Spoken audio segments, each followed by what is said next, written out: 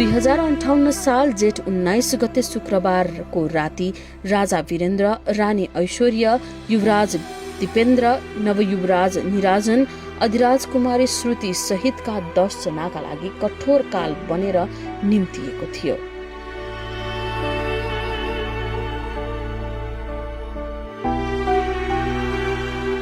घटनामा राजा वीरेन्द्रका कान्छा भाइ धीरेन्द्र शाह, राजपरिवारका सदस्यहरू शान्ति, श्रद्धा, जयन्ती र श्रद्धाका पति कुमार खड्ग विक्रम शाहलाई गोली हानेर मारिएको थियो।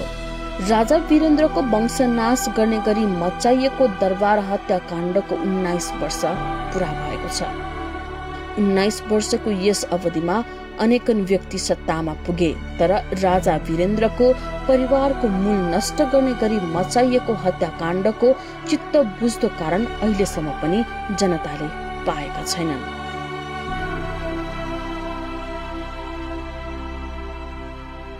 नेपालको इतिहासकै कालो दिनका रूपमा अंकित जेठ 19 मा भएको घटनाबारे अझै पनि नेपालीको मन सन्तुष्ट हुने गरी तथ्य बाहिर आउन सकेको छैन। हुन त राजा वीरेन्द्रका सहोदर भाइ ज्ञानेन्द्र स्वयं हत्याकाण्डपछि राजा बने, तर मानिसलाई पत्यार लाग्ने गरी उनले पनि घटनाको छानबिन गराउन सकेनन्। सर्वोच्च अदालतका तत्कालीन प्रधान न्यायाधीश केशव प्रसाद उपाध्यायको नेतृत्वमा सभामुख तारानाथ राणा भाट सदस्य रहेको उच्च स्तरीय छानबिन समितिले प्रेम वियोगमा परेका युवराज दिपेन्द्रबाट हत्याकाण्ड मचाइएको प्रतिवेदन त दियो, तर उक्त प्रतिवेदनलाई अहिलेसम्म पनि मानिसले पत्याउन सकेका छैनन्।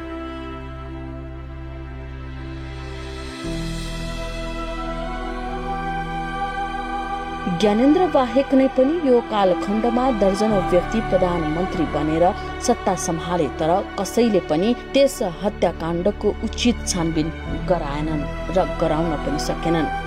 वीरेन्द्रको वंशनाश भएको नारायणहिटी दरबारको प्राङ्गणमा उभिएर इतिहासकै सबैभन्दा ठूलो हत्याकाण्डको तथ्य सार्वजनिक गर्ने आश्वासन प्रत्येक जसो शासकले दिए,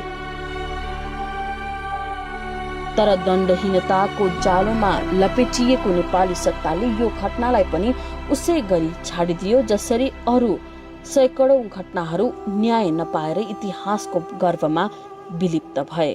नेपाली जनताको मनमा विकासवादी, शान्ति प्रेमी र एक शालीन राजाका रूपमा स्थापित वीरेन्द्र अन्तर्राष्ट्रिय जगतमा पनि उत्तिकै लोकप्रिय मानिन्थे, तर उक्त अकल्पनीय काल रात्रिपछि उनी संसारमै एउटा दुःखद घटनाबाट परिचित रहे।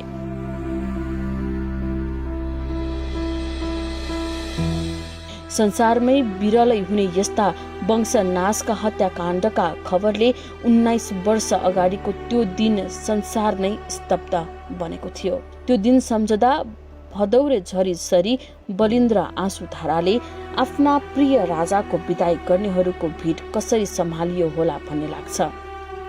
परिस्थिति सम्हाल्न सोही काण्डमा परेर गम्भीर भएका अचेत अवस्थाका युवराज दिपेन्द्रलाई नयाँ राजा घोषणा गर्नु परेको थियो। तत्कालीन रूपमा प्रवाह गराइएको सूचनामा हत्याकाण्ड दिपेन्द्रले नै घटाएको भन्ने थियो, तर युवा वर्गमा निकै लोकप्रिय छवि बनाएका दिपेन्द्रमाथि लगाइएको त्यो आरोप सत्य मान्ने पक्षमा नेपाली जनता थिएन। उनीहरूमा ठूलै षड्यन्त्रबाट दरबार हत्याकाण्ड मचाइएको आशंका थियो। हत्याकाण्डका समयमा प्रधानमन्त्री रहेका गिरिजाप्रसाद कोइरालाले यस घटनालाई बारम्बार ग्रान्ड डिजाइनको संज्ञा दिइरहे, तर उनले त्यस हत्याकाण्ड पछिको डिजाइन के थियो भन्ने कहिले खुलासा गरेनन् र त्यो ग्रान्ड डिजाइन पछाडिको रहस्य गिरिजाप्रसाद कोइरालासँगै हराएर गयो। देशमा एकातिर संसदीय व्यवस्था विरुद्ध चलाइएको माओवादी सशस्त्र हिंसा चरम उत्कर्षमा पुगिरहेको थियो, अर्कोतर्फ सिंहदरबार केन्द्रित सत्ता चरम भ्रष्टाचार र अनियमितताका कारण अलोकप्रिय थियो। जनता देशको राजनीतिप्रति अत्यन्तै निराश थिए। शासन प्रशासन राज्यको ढुकुटीमा लुट मच्याउने खेलमा लिप्त थियो, जुन अहिलेसम्म कायमै छ। यस्तो बेलामा कल्पना पनि गर्न नसकिने एउटा भयङ्करको वज्रपात नेपाल र नेपालीले सहनु परेको थियो। मुलुकमा बहुदलीय व्यवस्थाको पूर्ण बहालीको माग गर्दै जनआन्दोलन हुँदा जनतालाई शक्ति छाड्ने र नछाड्ने भन्नेमा दरबारभित्र तीव्र बहस हुँदा उदारवादी राजा वीरेन्द्र जनतासँग शक्ति साझेदारी गर्ने निर्णयमा पुगेका थिए। त्यसले पनि उनीप्रति सबै खाले नागरिकको सम्मान थियो। कट्टरतावादी दरबारियाहरू कुनै हालतमा पनि बहुदलीय व्यवस्था पुनर्स्थापना गर्न नदिने पक्षमा हुँदा पनि राजा वीरेन्द्रले आफ्ना जनतासँग नै सत्ता साझेदारी गर्ने बाटो रोजे।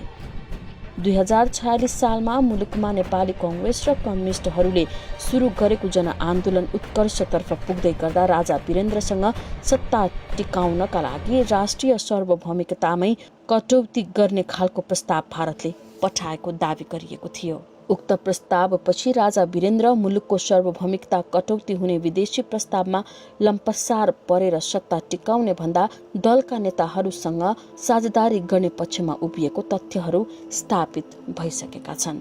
आजभन्दा 75 वर्ष अघि विक्रम सम्वत 2020 साल पुस 14 गते पिता महेन्द्र र माता इन्द्र राज्यलक्ष्मी शाहको जेठा सन्तानका रूपमा जन्मिएका वीरेन्द्रले विक्रम सम्वत 2028 सालमा बाबु राजा महेन्द्रको निधनपछि राजा बनेर राजवंशको परम्परा सम्हालेका थिए।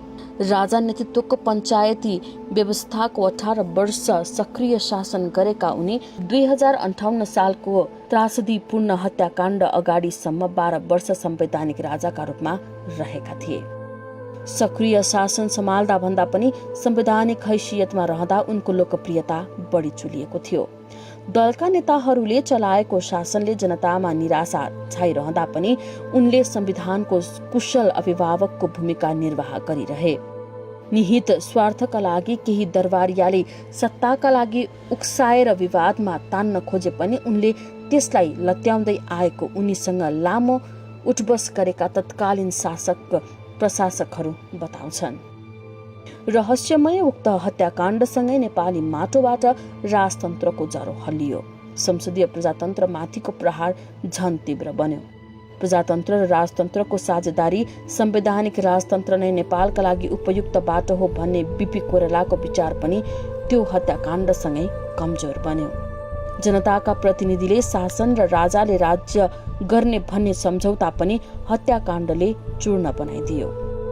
वीरेन्द्रको वंशनाशपछि राजवंश सम्हाल्न आएका उनकै भाइ ज्ञानेन्द्रले दाइको स्थानमा नबस्ने भन्दै आफ्ना पिता महेन्द्रको सक्रिय शासनको बाटो पछ्याए।